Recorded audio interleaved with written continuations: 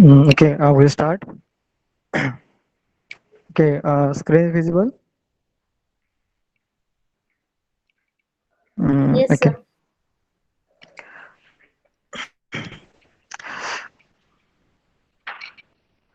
Okay. So in a last lecture, we can studied the DS algorithm and how the algorithm can works in a first round. Okay. So there are total 16 rounds. So if we understood the operations of a DS algorithm in a first round, so we'll get the idea how we can encrypt the data by using the DES algorithm. So we can repeat the round operations by the 16 time. So we can swap our information by 16 time from round 1 to round 16. Okay, wait a minute.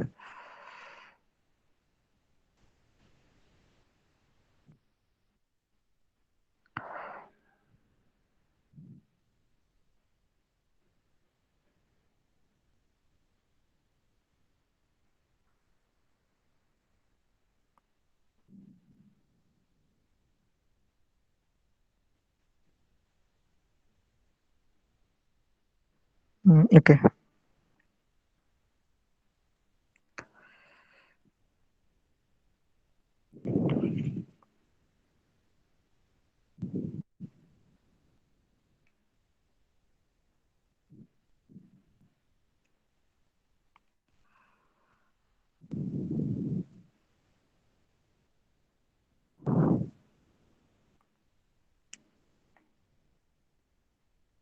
Okay, we'll continue. Okay, so in a DS algorithm, we can understood the principle of the first round. So how the key can be generated, how the information can be encrypted in a first round. Okay, so yeah, when we study the DS algorithm, the most important thing in a DS algorithm is that avalanche effect. Okay, so we'll just give the review of avalanche effect. So what is the avalanche effect and how the effect can affect our DS algorithm. Okay, so basically the DS algorithm can works on a plain text and a key. Okay, so there are the two important things in a DS algorithm. So one is a plain text and another is a key. Okay, so or if we change our plain text by any one bit, so our plain text consists of 64 bit size and the key consists of 56 bit size. Okay, so if we change any one bit from the plain text as well as from the key, so there is a large change in the output. So according to the input that is called as a plain text, the cipher text can also be changed. Okay, so here we can consider the two text. One is called as a plain text 1 and another is called as a plain text 2. Okay, and if we can change only one bit in the second plain text, so other beats are same from the plain text 1. So simply we can change the first bit. So the first bit in a plain text is 0 and the first bit in plain text 2 is 1. Okay, so simply we can change only one bit from the plain text. So as if we change the one bit from plain text, so our cipher text will be changed by the 32 bits. Okay, so how it can be changed, that thing we can uh, covered in a table in a tabular form. And the second thing is a key. So similarly we can consider the two types of a keys. One is a key 1 and another is a key 2. So if we change any one bit from a key, then also our cipher text must be difference of a 30 bits or a key size of 30. Okay, so this avalanche effect can be illustrated in this tabular format. So first we'll look at a change in plain text, and second table is for the change in a key. Okay, so we can consider the one plain text. Okay, so if we change the one plain text, so in round 1 to round 16, so the operation can be repeated 16 times. So in a one round we can easily identify the change in our plain text. So if we do the round 1 operation of DS algorithm, so we'll find out the difference of 1 bit. So if we do the round 2 operation of DS algorithm, so we'll find out the difference of 5 bit. So again, if we do the round 3 operation, so we'll find out the difference of 18 bits. So likewise, we'll repeat the operation for 16 times, and at the end, we'll find out the difference of 32 bits in the ciphertext. Okay, so it is called as a avalanche effect. And the second is in terms of a key. So similar to the plain text, if we change any one bit in a given key, so from round 1 to round 16, we'll find out the 30 bit difference in a key. Okay, so the given key, that is called as a from the that is applied to the plain text, and after the final operation we find out the difference of 30 bit in the last stage, that is called as a avalanche effect. So by using this effect, if we change any single bit from the plain text or a key, so we find out a large change in the output, so that is called as a avalanche effect. So after that, we'll study the key size. What is the key size in a DS algorithm? So basically, our plain text is of a 64 bits, and the key is of a 56 bits. So if we consider the 56 bits, so 2 raised to 56 is equal to 7.2 into 10 raised to 16. So that much value consists of our key. Okay, so it is called as a key size 2 raised to n. So n nothing but number of bits. So we have a 56 bits for DS algorithm. So 2 raised to 56 is equal to 7.2 into 10 raised to 16. And if I have to decode or decrypt this key, so we'll also discuss the experiments happened in 1977, 1998. So it is too difficult to decrypt this particular key. So in 1977, to in order to decrypt such large key, so they require 20 million US dollar to build a particular setup, and that can be breaked. Yeah, that can require 10 hours. Okay, so it is a large time to decrypt the DS algorithm. Then in 1998 also, there is a one standard that is called as a Extended Fund Facility, EFF. So they also build a one particular setup in order to decrypt this particular algorithm, and it require 20, 250 k US dollars in order to break this DS algorithm, and the time is of a 3 days. Okay, so likewise, it having a large key size. So due to the large key size, the DS algorithm is more secured. Okay, so now we have to study the various types of attacks in a DES. Okay, so there are the basic three types of attacks. One is a timing attack, second one is a differential cryptanalysis, and third one is a linear cryptanalysis. Okay, so these are the three possible attacks in a DES algorithm. So it is a timing attack. So basically, the timing attack nothing but, so when we provide the plain text to the DS algorithm. So the first step of DS algorithm is initial permutation. So it can rearrange the various bits. So when we encrypt our plain text, uh, and we have to convert into the ciphertext. So by using the very encryption algorithm, we can encrypt our information, and that is converted into the plain text to the ciphertext. So the time required for the conversion from plain text to the ciphertext. So attacker can also observe the pattern of encryption.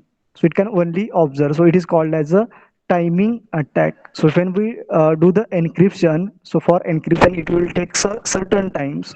So in that time the attacker can only observe and try to decrypt this particular information, but our information can be rounded into the 16 rounds, so attacker does not able to hack the particular information. So that is called as a timing attack. Now second is a differential cryptanalysis. So in the second possibility is that, so first possibility is at the time of encryption, and the second possibility is we can divide our input plain text into the two different, two equal parts. So 64 bits can be divided into 32 and 32. Okay, so when we divide our plain text into the two types, so attacker also observe how we can divide our plain text into the two equal part, and they can also try to decrypt that particular code. Okay, so if we consider the number of operations, okay, so if we consider the two 55 data, okay, so if out of 255 information, if we know the 247 encryptions, okay, so the DS can break this information into the 247 encryptions. Okay, so out of 255, if the hacker is able to decrypt the 247 bit encryptions, so then the attacker can able to hack the particular information. But out of 225, so large, such a large number of bits cannot be hacked, that is up to the 247 encryption. So if the hacker can hack up to the 256 247 encryptions, then the information can be hacked. Okay, so it is called as a differential cryptanalysis. And third one is a linear cryptanalysis. So in a linear cryptanalysis, so it can break the DS using 243 known plain text. So out of 255, it can break the 255 into 243 known plain text. So if out of 255, the if hacker can decode the 243 plain text, then the information can be hacked. But it is not easily possible. So these are the three basic attacks in a DES algorithm.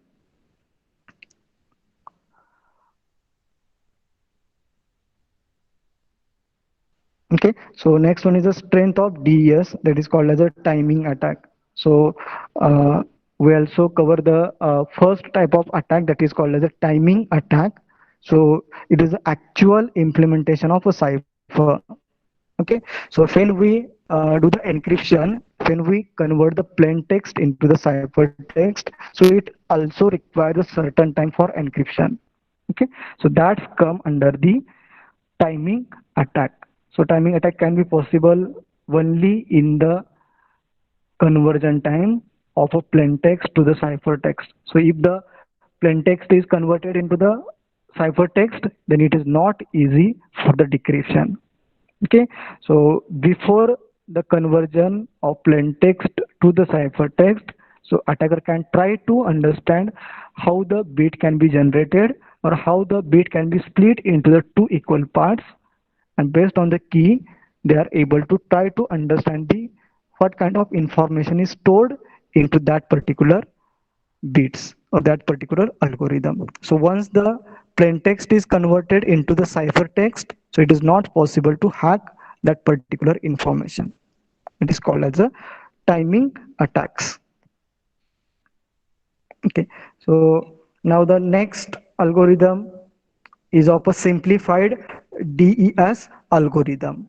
Okay, so it is also denoted as ES-DES algorithm. Okay, so it is also the version of DS algorithm. So DS algorithm and ES-DS algorithm are different from each other. So it is the second kind of algorithm, that is called as a simplified DES algorithm. So if we try to understand the architecture or design principle of DES algorithm, so it is little bit complicated for understanding.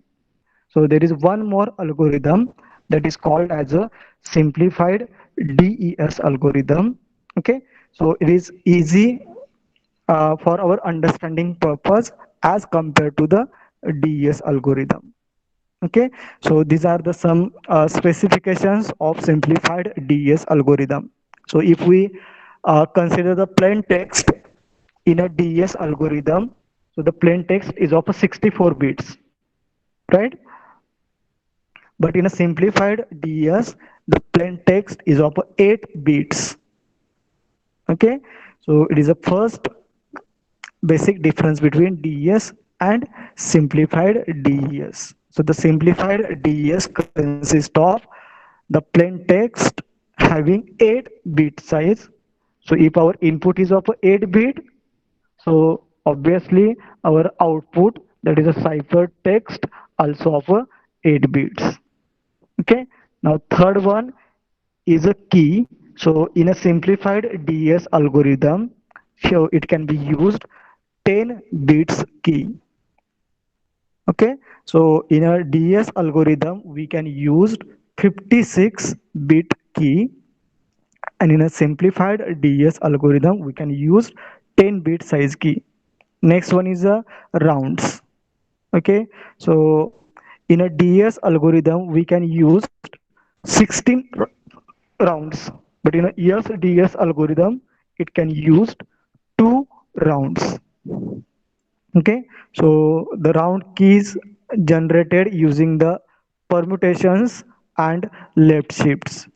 Okay, now in this algorithm, we have to generate the various keys.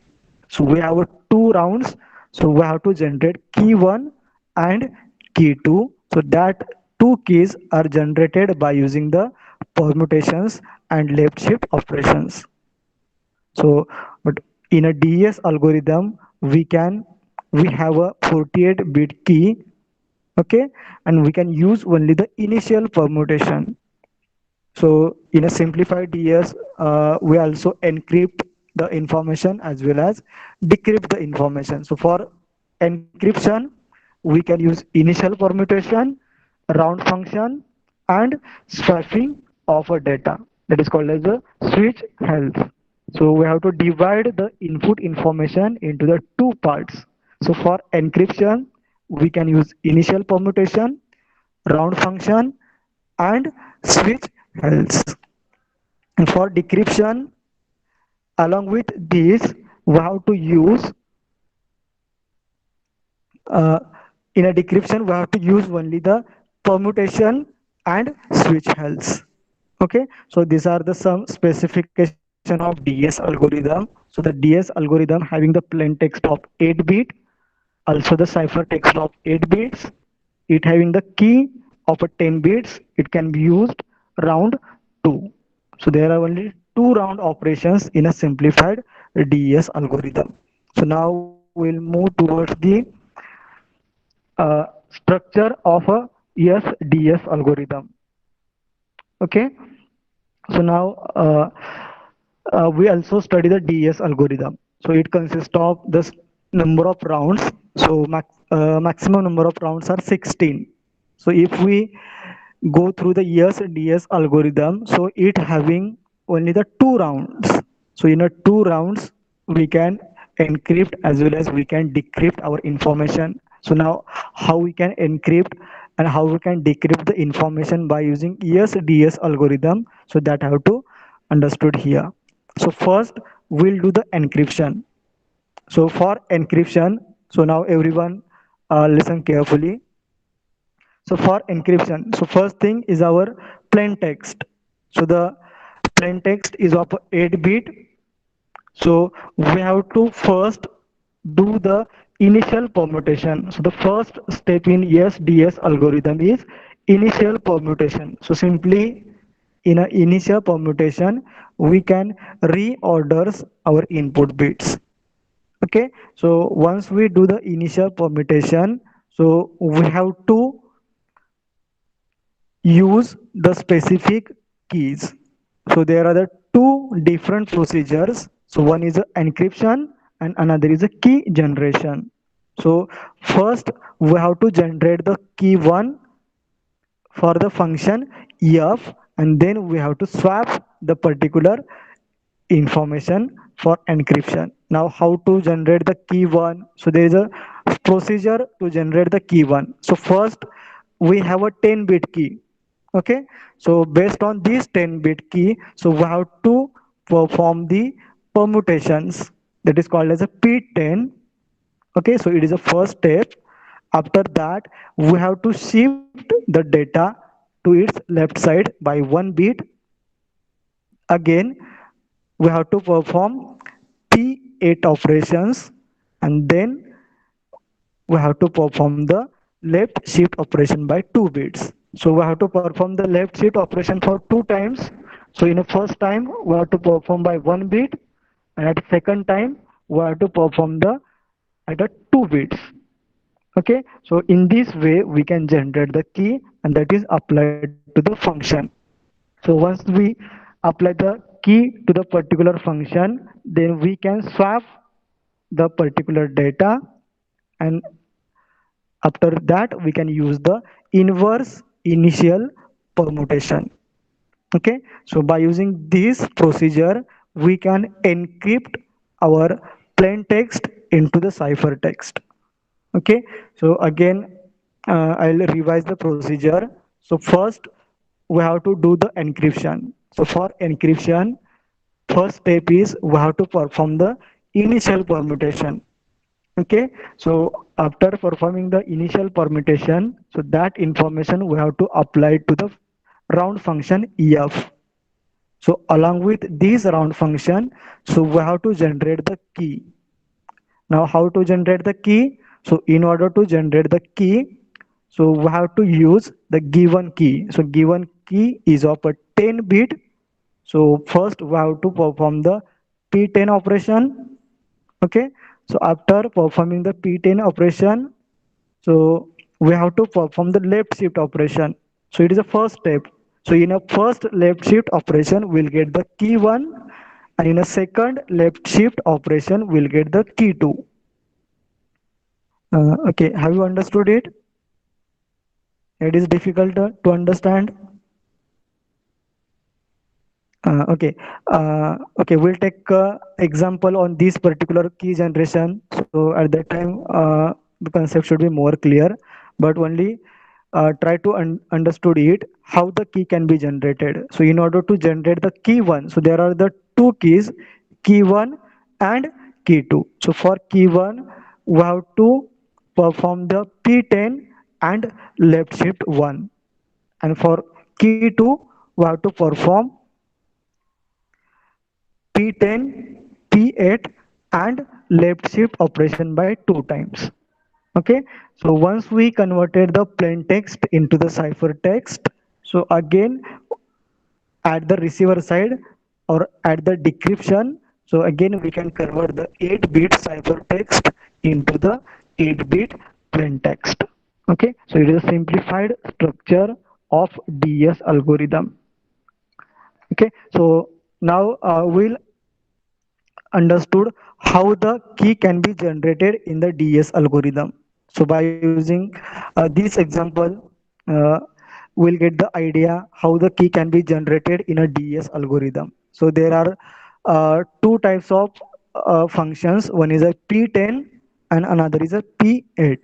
Okay, so P10 means it consists of 10 bits, so it can be arranged in a proper manner, that is 3 5 2 7 4 10 1 9 8 6. So it is a standard representation of P10 function, and second is a P8 function. So in a P8, so the key can be arranged in 6 3 7 4 8 5 9. Okay, so we have to consider the two types of functions. One is a P10 and another is a P8. So based on the P10 and P8, and by using the left shift operations, we can generate the key 1 and key 2.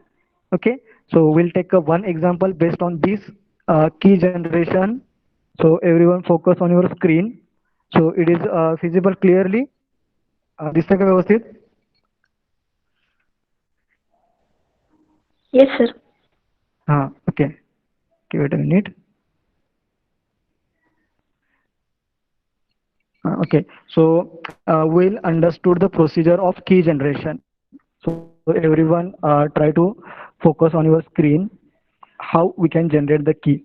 So for this ES-DS algorithm, we have to generate two types of keys. So here in a key generation, uh, here in flow diagram, we have a key 1 and key 2. So we have to generate the key 1 and key 2. And in order to generate the key 1 and key 2, we have to perform the two operations. So one is a P10 and second is a P8. Okay, so along with P10 and P2, we have to use the left shift operation. First is left shift 1 and second is left shift 2. And how to perform the P10 and P8? So for that we have to use these numbers. So for P10, so here we can represent it in a yellow color. So it is a standard number for P10 and second is a P8. So now we'll take a one example. Okay, so first is we have an input key that is of a 10 bit size. So we can take the 10 bit key. Okay, so first we can take the key is of a 10 bits. So here we can represent the key is of a 10 bits. Okay, so we can represent these keys by using the various numbers for our understanding only. So the key k consists of 10 bits. So here we can represent the 1 to 10. Okay, now we have to perform the P10 operations. Okay, so everyone focus on your screen and anyone can respond to me how we can represent the P10 function. Okay, so the P10 function consists of the standard numbers. Okay, can anyone tell which numbers uh, represents the P10 function? Yes, quickly. P10 मध्ये कोणते numbers आहेत? 3527410. Okay, so P10 means 10 bits. So what is a P? It is a permutation function, and T stands for, sorry, 10 stands for number of bits. So it consists of 10 bits. So here we can represent the key by using these numbers. So K stands for key and then our various numbers. So K3, K5, K2, K7, K4, K10, K1, K9, K8 and K6. Okay, so these numbers we can represent by using a key. Okay, so now we have to represent the P10. Okay, now how to represent it? So now we have to consider the P10 function. So what is the first number in a P10? That is a K3. Okay, so now we have to consider the third bit from the key. So it is a third bit from key. Okay, so 1. that one, so that's why we provide the numbering. So this numbering is only for our understanding. So we have to represent these P10 functions by using these standard numbers. So K3 stands for 1, then K5, yes, quickly, 0. K2, 0. K7, 0. K4. So simply look at the numbers. K4. 0. Okay, very good. So likewise, we can represent the P10. So from K3 to K6. So what will be the number in key? So we have to represent first P10 functions. So everyone understood it, how we can represent the P10 function? Yes, others?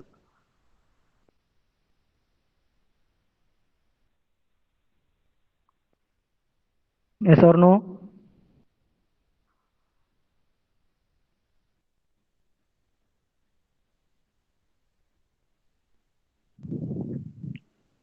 Okay, so once we get the P10 function, so we have to divide our input bits into the two equal parts. So it consists of 10 bits. So that's why we can divide into the two equal parts. So left part consists of 5 bits and the right part consists of 5 bits.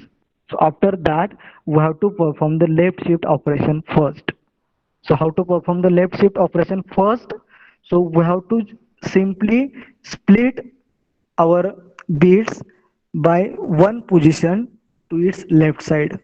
मग एक beat काय करायचं? We have to shift the one bit in a left side. The left side म्हणजे it is a clockwise or anti-clockwise.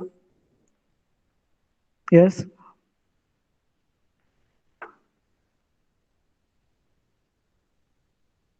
Anti-clockwise.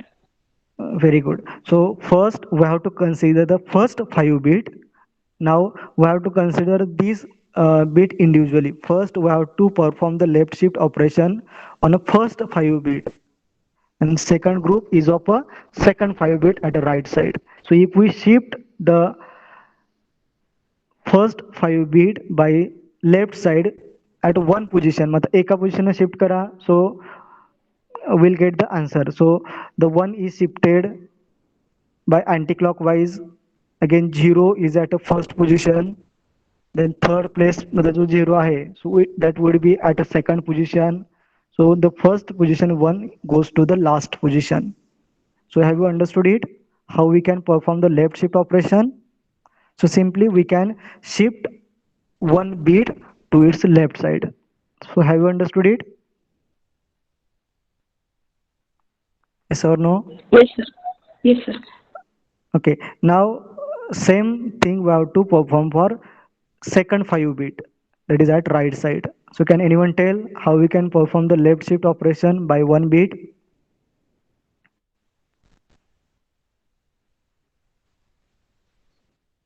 Okay, so if not understand, then write on a one page and shift the one bit by one position at a left side. Okay, so in this way we'll get the left shift operation by one bit. Okay, so up to left shift operation understood. Okay, so now we have to generate the key. So again second thing is we have to perform the p10 function on this left shift operation. So the p10 function consists of numbers 6, 3, 7, 4, 8, 5, 10, and 9. So we can provide the numbers to the left shift operations, and we can represent here K6, K3, K7, K4, K8, K5, K10, and K9. So now anyone tell what is the respective bit for K6?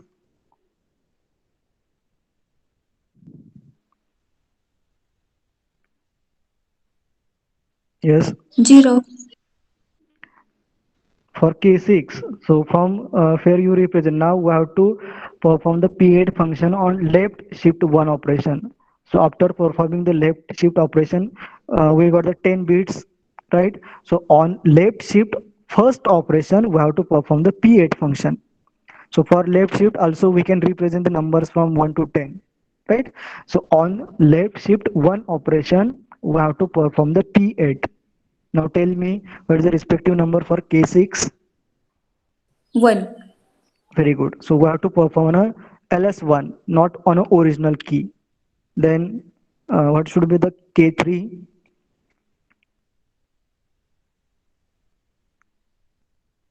0.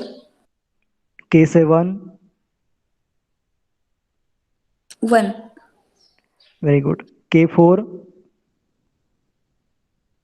0. Very good. So likewise, we can generate our key 1. Okay. So in this algorithm, we find out a key 1. Okay. So in this way, we can generate the key 1. Okay. So the key 1 consists of a 8 bit size. So here we can represent the 8. So 5 we can represent 8. So it having a size of 8 bit. So here we can first generate the key 1. Now we have to generate the key 2. Okay, so in order to generate the key 2, so we have to perform the left shift 2 operation on a ls1. So first we have to represent the ls1 bit. Okay, so when we perform the ls1 bit, so that we have to consider for ls2. So first we have to write as it is the bit of ls1, and we have to perform the left shift operation by 2 bits. So now we have to shift the 2 bits to its left side. So here we can underline the first 2 bits. So that 2 bit we have to shift anti-clockwise. So after shifting, we'll get this particular bits. Have you understood it? Yes, how we can shift the particular ls2. समझते का? Yes, sir. Okay, so we have to perform the ls2 operation. ls2 means we have to shift by 2 position. So for that we have to consider the 10 bit key, but which 10 bit key? So that we got after the ls1 operation. So ls1 operation, as first we have to write as it is, and on ls1 we have to perform the ls2. That is, we have to shift the first 2 bits to its left side. So we have to just move the anti-clockwise, and we can put at last. So that will be 00100. So this is our ls2 operation. Now in order to generate the second key, we can perform p8 operation on ls2. Okay, so again we have to write the standard numbers for p8, that should be from k6 to k9. So now tell me what is the respective number for k6. Now we have to consider the ls2 operation. So what is the respective number for k6? Just quickly. 0. Then k3, 1. k7. 0. Okay, very good. Then and last is k9. So what is the respective number for k9? 1. Very good. So likewise, we can generate the second key. So if we observe our algorithm, so we have a second key is of a 8 bit. So here P8. So 8 stands for 8 bit. So based on this algorithm, we can generate the key 1 and key 2. So these two keys are applied to the rounded function f, that is here denoted as fk. So the key 1 is applied in the first step, and after swapping we can apply the key 2. So for encryption we can use the key 1 and key 2, and also for decryption we can use the same key as a key 1 and key 2. So these are the only two rounds. So round 1 consists of key 1, and the round 2 consists of key 2. Okay, so by using this algorithm we can generate the key, and that key is applied to the ESDS algorithm. So have you understood this particular example? Okay, so if not, so again go through the given example, write on a paper, and just so might be there is a difficulty for the left shift operation ls1 and ls2. So we can easily compute the p10 and p8. So simply look at the left shift operation 1 and left shift operation 2, how we can shift the 1 bit to its left side, and how we can shift the 2 bits to its left side, that is called as a ls2 operation. Okay, so now understood it?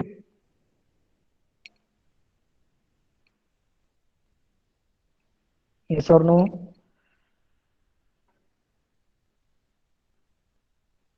तर नाही समजलं?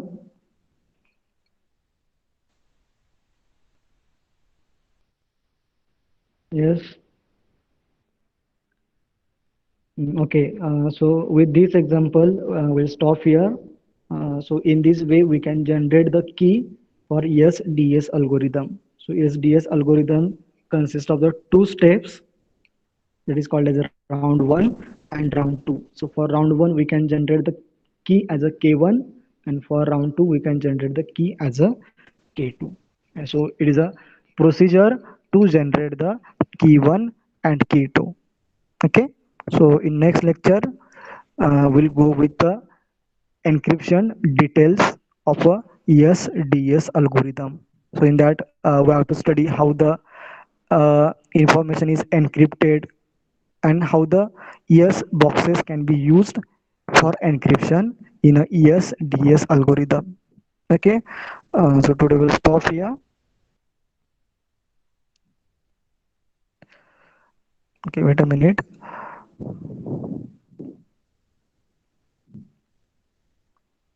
Okay, so now you can put your attendance in a sequence. Roll number one,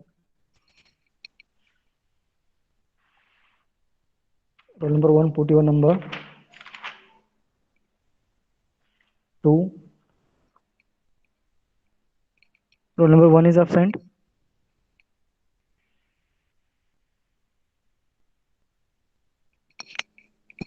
One, two, three,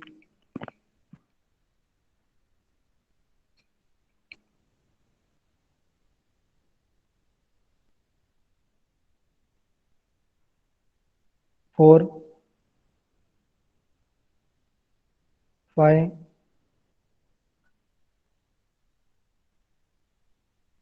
6, 7, 8, 9, 10, 10 absent, 11, 12, 13, 14, 15, 16, 17, 18, 19, 20, 21, 22, 23, 24, 25, 26, 27, 28, 29 is in a sequence. 29, 31, 32, 33, 34, 35, 36, 37, 37, 38, 39, 40, 42, 43, 44, 45, 45, 47, 48, 49, 50, 52, 53, 54, 56,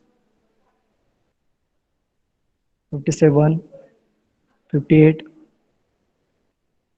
59, 60, 61, 62. Yes, 61, anyone? sir. 61. कितवा lecture है? Yes, onward, everyone attend lecture regularly. Okay, so in next week we have a ISE. So everyone attend lecture regularly with a maximum attendance. Okay, anyone remained? Okay, sir. Okay, so we'll stop here. We'll continue in next lecture. Okay, you can leave now.